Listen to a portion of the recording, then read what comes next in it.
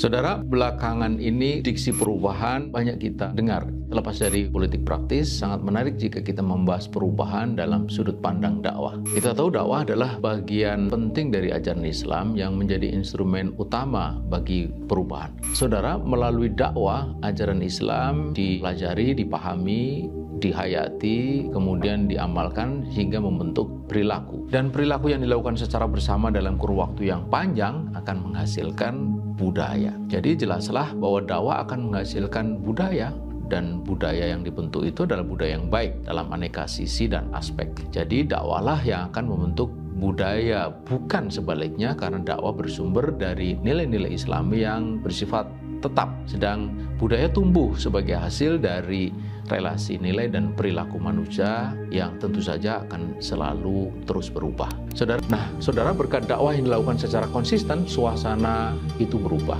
Kerudung kini tak lagi dimusuhi, bahkan setelah bertahun-tahun tak henti diperjuangkan, akhirnya kerudung ditetapkan resmi menjadi bagian dari seragam sekolah SMA, SMP, bahkan juga SD.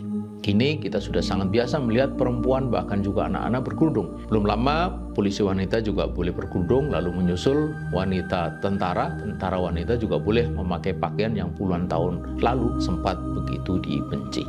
Bukan hanya soal kerudung, saudara, di lapangan ekonomi ketika pertama kali di tahun 1973 mulai dicetuskan, gagasan bank syariah juga ditolak mentah-mentah. Para pegiatnya juga mendapatkan tudingan macam-macam. Tapi usaha untuk mengembangkan bank tanpa riba itu tak pernah surut. Hasilnya 19 tahun kemudian, tepatnya di tahun 1992, berdirilah Bank Muamalah. Ini bank syariah pertama yang didirikan dengan memanfaatkan loophole, yaitu kebolehan bank memungut zero interest atau bunga 0% dalam undang-undang perbankan ketika itu yang mewajibkan setiap bank memungut bunga. Beberapa tahun kemudian, untuk mengakomodasi perkembangan bank syariah yang tumbuh pesat, undang-undang perbankan dirubah dengan memasukkan satu pasal khusus tentang bank syariah. Itu pun dipandang tidak cukup karena sifat dasar perbankan syariah sangatlah berbeda dengan bank konvensional. Akhirnya dibuat khusus undang-undang perbankan syariah meski tetap dalam payung besar sistem perbankan konvensional. Jadi, saudara, ketika dakwah terus dilakukan, maka perubahan pasti akan juga terus terjadi dan akan terus terjadi. Mengapa? Seruan dakwah itu akan mempengaruhi orang berpikir manusia.